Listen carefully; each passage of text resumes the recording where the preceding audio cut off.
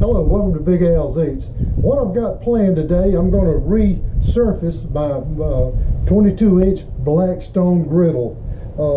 I've had it for a couple years, been using it without any problems, and I just need to redo the surface of this. It's starting to flake up just a little bit.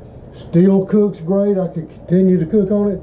And a couple weeks ago, I redid my range top model. I redid the grilling surface on it. So today I'm going to jump on this. This is the 22-inch Blackstone, and I have a couple of different grinders that I'm going to use. I've got an orbital grinder that I'll use to finish up with, and this high-speed grinder to start. And what I'm going to do, I'm just going to run over the whole surface and take all the old seasoning off and everything, and then we'll, at the end of the video, we'll re-season it, and I'm going to go through every bit of this and show you exactly how to do it. It's real simple and fairly quick to do. So, and I must apologize, I got a lot of wind out here today. I am outside in the man cave. This is where I do all my cooking for Big Al's Eats, and I encourage all of you to go over to Facebook and do a search for Big Al's Eats, and like and share my page. I'd appreciate it. So let's go ahead and get started doing the grinding, and I'll do it in sections, so I don't want to bore you with start to finish. So this is how I'm going to do it. It's going to be loud, so bear with me for a few more moments.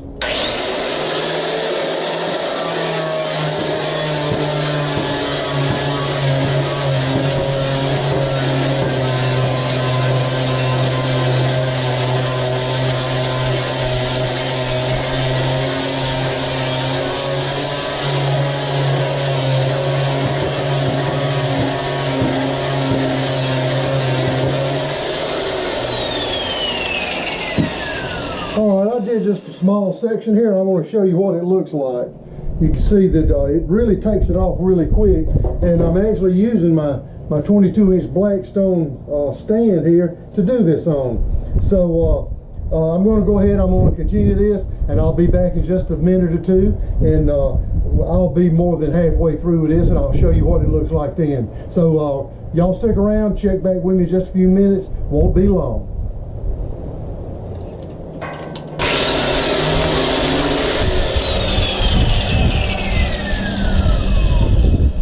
Okay, there you have it. I pretty much went over the whole thing, and seriously, 5 minutes tops is what I've spent on this. If I did 5 minutes, this grinder that I'm using here, this high-speed grinder, it really takes it off.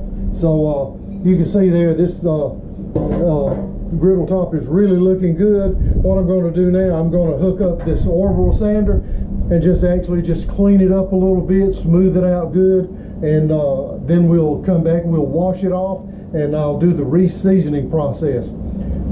Seriously, people, this is so easy a caveman could do it. I've got this orbital sander hooked up now. What I'm going to do now is just run over it, smooth the surface out.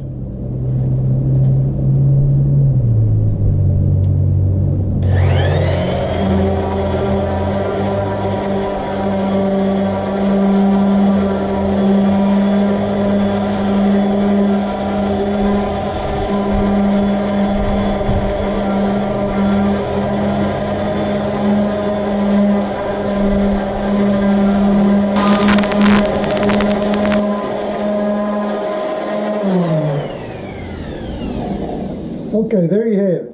Nice, clean, shiny surface. What I'm going to do now, I'm going to get a cloth, wet it, and I'm just going to wipe it down real good with a cloth. And I'll do that 2 or 3 times just to get the dust and everything off of it. And then we'll be back and we'll re-season this. Re-seasoning is real simple too, just like cleaning it.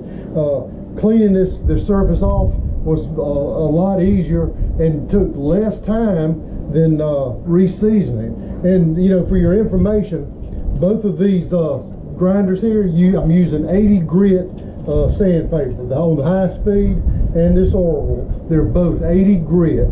So if that's any consolation to you, you could probably use a different grit, you know, just use whatever you have. but I wanted an aggressive grit, so I got an 80 grit. So now I'm going to get a wet rag, and I'm going to wipe this down, get it nice and clean, and then we'll re-season it. Y'all stick around. I'll be back in just a few minutes. Okay, one other thing I wanted to mention, these grinders here, they don't do real well in the corner, so I'm taking an actual wood chisel, and I'm just going to hit it real hard, just scrape it right here in the corners. You know, if there's any little bits in the corner, I'm just going to clean those up, and it's not terribly bad in the corners, but I'm just wanting to make sure that, and there's not a lot of cooking that goes on in the corners, but you know, where during the cooking processes, you know, oil builds up in the corners, and all I'm doing is just getting that hard, dried up oil out of the corners, and it only takes just a couple minutes to do that. So now I'm going to set it up, and we'll re-season it. We'll be back in just another minute. Now it's time to re-season the Blackstone Griddle.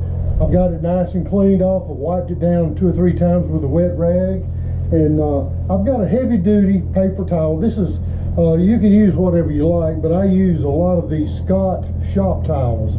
You know, y'all have seen them. You can buy them by the case at the big box stores. Scott heavy-duty shop towels. These work great for cleaning the Blackstones after you get through, because they hold up well. They don't disintegrate like your just regular kitchen napkins and paper towels, stuff like that. So I've got this Blackstone lit, and what I'm going to do now is starting to discolor a little bit. It's what it's doing. It's burning what water is in the surface there. Is burning it off, turning it brown. And turning brown is what we want. Now what I've got here, this isn't a Pepsi Cola. This is, you can use all kinds of different oils. Everybody will tell you use flaxseed oil, use olive oil, whatever. This is vegetable oil. This is what I use most of the time when I season them. When this was new, this is what I used. So what I'm going to do is just put a nice coat of this down, and I'm going to take this towel and this spatula, and I'm just going to rub it in. Put it out smoothly over the whole surface, and after I get it on there real good, I'm just going to let it sit, and it's running on high temperature. It's running just as hot as it'll run. I'm going to just leave it on there until it quits smoking, and you can see now, probably you can see that it is smoking. So and there you have it, and you see I'm still getting some of those bits off of there. So I'm just going to let this go for a little while, and I'll come back and put more oil on it and go through this process again. So, you know, stick around. We'll be back in just a minute or so. Okay, folks, we're back. As you can see, about 3 minutes have passed by, and it has about quit smoking. So I'm going to go through the same process again. I'm going to put down a little bit of oil, and I'm going to use the clean side and just rub this oil into the surface. This is a process that you can do several times. What you want to do is you want that shiny grill to turn a dark color, and it's doing it. It's a burnt orange color right now. And after I get it spread out again, just like I did the first time, and I do have it running on very high temperature, just as hot as it'll get, and you can see it's starting to smoke again. So what I'll do is take another 3-minute break and come back and show you what it looks like. We're waiting on it to kind of quit smoking. It's that simple. So we'll just let it go for a few more minutes, and we'll be right back again. Okay, as you can see, I've went ahead and I've done this about 5 times since the last time, and you can actually see the color. It's not pretty and shiny anymore, and it's about quit smoking. Like I say, you can do this as many times as you feel you need to. I've actually coated it about probably 6 or 7 times. I wasn't really counting, but this is ready to cook on now. So what I'll do is just wipe it down one more time, you know, to get all the other stuff off, this little residue that's on there from the from the cooking oil. And I'm gonna go ahead and cut the heat off. And that's it. This is ready to cook on now. It's ready to go, seasoned up. It's just like having a brand new Blackstone now. The surface that was on here prior to that, it was well seasoned. Scrambled eggs, fry eggs, they don't stick. And that's the purpose in seasoning these things with oil like this, getting it hot. It makes it a non-stick surface. So you know, don't be afraid to redo your Blackstone.